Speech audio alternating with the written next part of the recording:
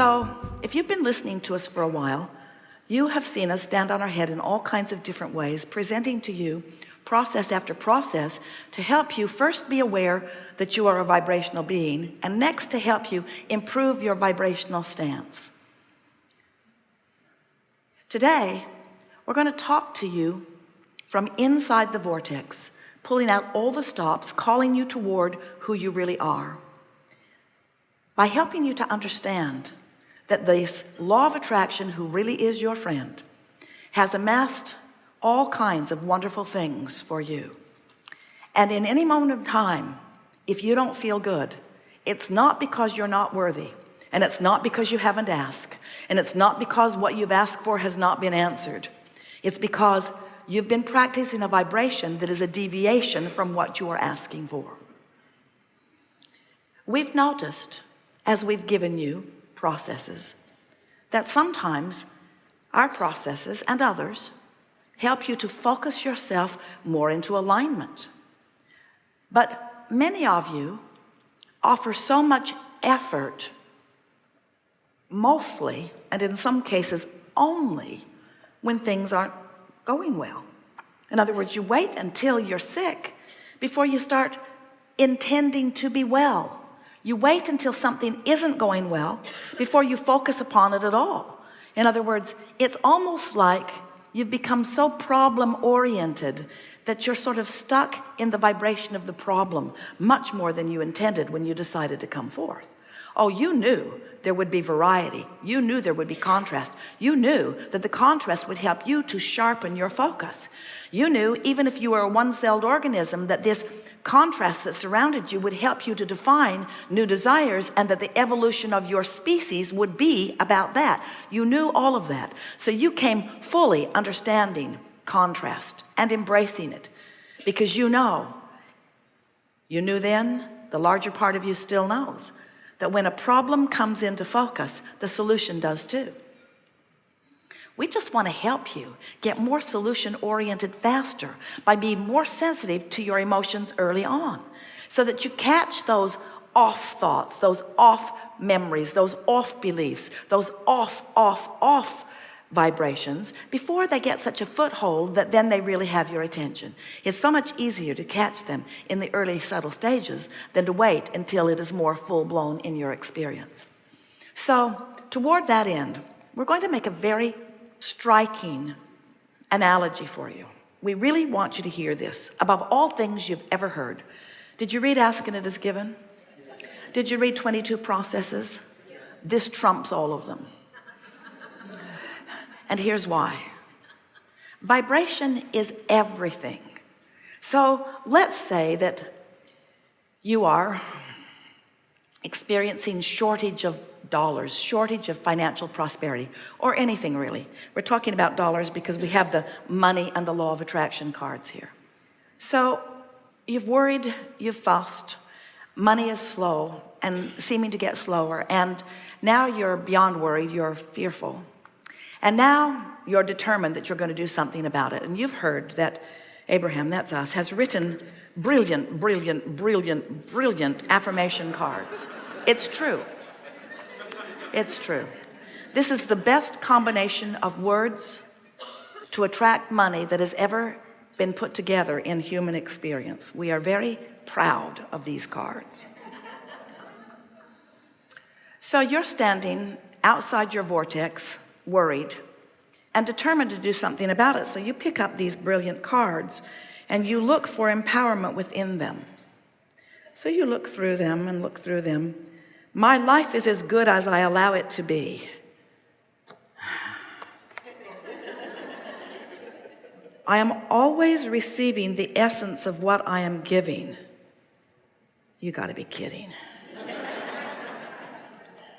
I can follow the trails of good feeling thoughts. I can follow the trail of good feeling money, but I don't know about it. The story I tell is the basis of my life. I'm in deep doo-doo. I am the creator of my own life experience. These are not helpful cards. I can see my world through the eyes of Source. I would like to punch out the eyes of source. I can deliberately choose to feel better now.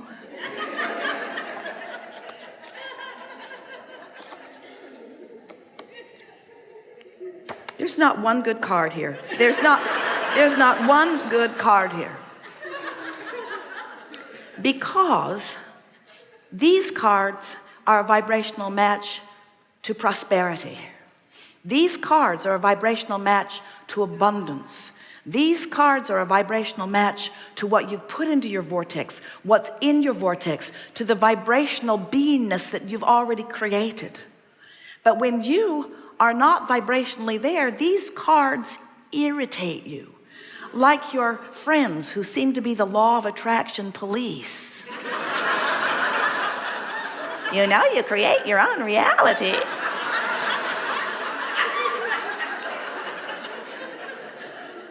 So what we're wanting you to understand is that when you are outside the vortex, when you are in that vibration of resistance, when you're down, when you're feeling negative emotion, that is not the time to gird up your loins, to get your lips stiff, especially the upper one.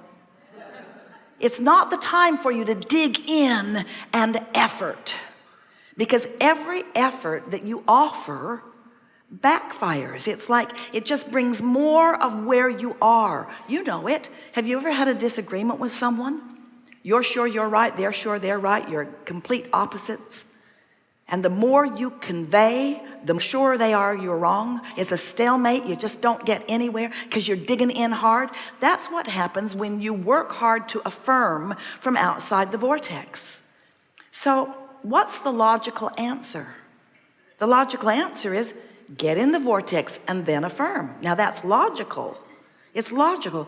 Get in the vortex and then affirm. And some people would say, well, if I could get in the vortex, I would affirm, but how do I get in the vortex if I'm not in the vortex? And we say, first of all, what does being in the vortex mean? It means absence of resistance. There are lots of ways to get into the vortex. As soon as you wake up, jump in. First thing in the morning, it's a lot easier to be in there. If you go to bed at night worrying, you'll probably wake up worrying. So you have to get in fast. Go get a massage. Go swimming. Take a run somewhere. Meditate. You are in the vortex many times every day. You just don't stay long enough to really recognize that you're there. And often you don't stay there long enough to really milk it and shift the vibration of it. So that's what we're going to be doing here today. Now, you are a room full of rather remarkable people because, first of all, you know about this vibration stuff and you understand your emotions and you've been making decisions about feeling better. Things are moving very fast these days. The energy out here on this leading edge on planet Earth has never moved faster. There have never been more outside the vortex with stronger asking. And when more are asking, the energy moves faster, which means for those who are in the vortex, the energy lifts you, it supports you, it gives you clarity, it makes you feel wonderful, and it delivers to you over and over and over again. But for those not in the vortex, this fast-moving energy beats you up. So our encouragement during these hours that we are together is that you accept the reality of this vortex of creation. Understand that your inner being is in there as the holder, the maintainer, the placeholder of all that you have become. And if it is your powerful desire, not so much to get in the vortex, but to recognize when you are in there and then just milk it a little bit, what you will begin to do is to allow the vortex to train your frequency upward, because you cannot focus upon the problem and the solution at the same time. It's one or the other, you see. And it's so much easier to maintain the vibration of the solution once you are in the vortex. In fact, that's when all of the clarity and insight comes to you. When you're in the vortex, that's when the manifestations begin to reveal themselves to you. The reason this conversation is not very well received by a lot of people is because They are accustomed to looking at things that are manifested, and they sort them into piles of wanted and unwanted. And they're not even thinking about the pile that is amassing for them in their vortex, because they can't see it. And we understand that. You use your physical senses magnificently. You translate vibration to see what you see. You translate vibration to hear what you hear. You translate vibration to smell what you smell, and to taste what you taste, and to touch what you touch. You are translating vibration all over the place. Your emotions are your most significant translator of vibration. So while you can see what's manifested, you can't see what's in the vortex unless you're in there and have been in there long enough that you are on the vibration of what's in there. Once you spend significant time in the vibration of the vortex, what begins to happen is, in the same way you can keenly smell and keenly hear and keenly see and keenly taste and keenly feel, you can keenly know what's in the vortex. You will have the experience of sight and sound. We're not kidding you. When you are in the vortex and you spend enough time there that you acclimate to the frequency of it, the first thing that happens is ideas begin to flow to you that you weren't getting when you weren't in the vortex. Ideas, really good ideas.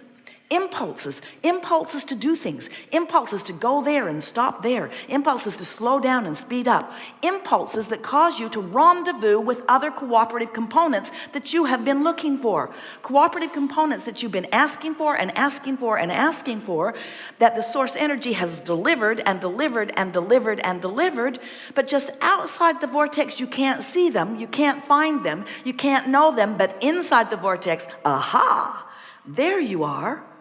There's an idea I can run with. And how do you know?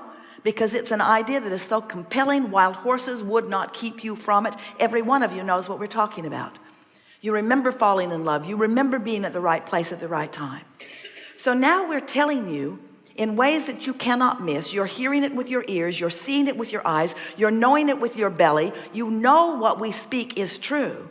Now that you know this, now that you know about the existence of this vortex, now that you know about the power of your own guidance system, now that you know that this is a vibrational universe, now that you know there's all kinds of things amassed for you that you can't see, now manifestational reality is going to mean less to you for a while, and that's such a good thing.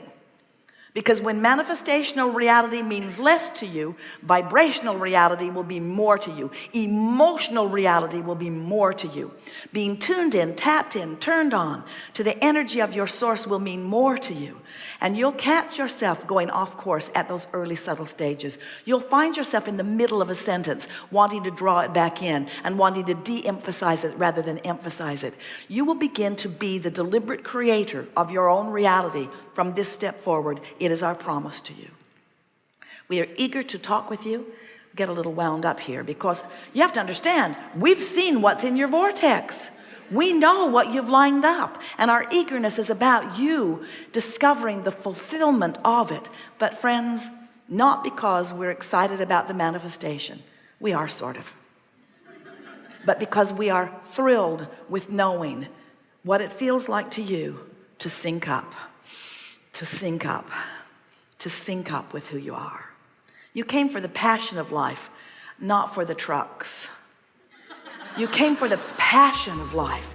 You came for the emotion of life. You came for the feeling of life. You came for that worthy, proud, good feeling of a powerful creator. That's who you are. That's why you're here.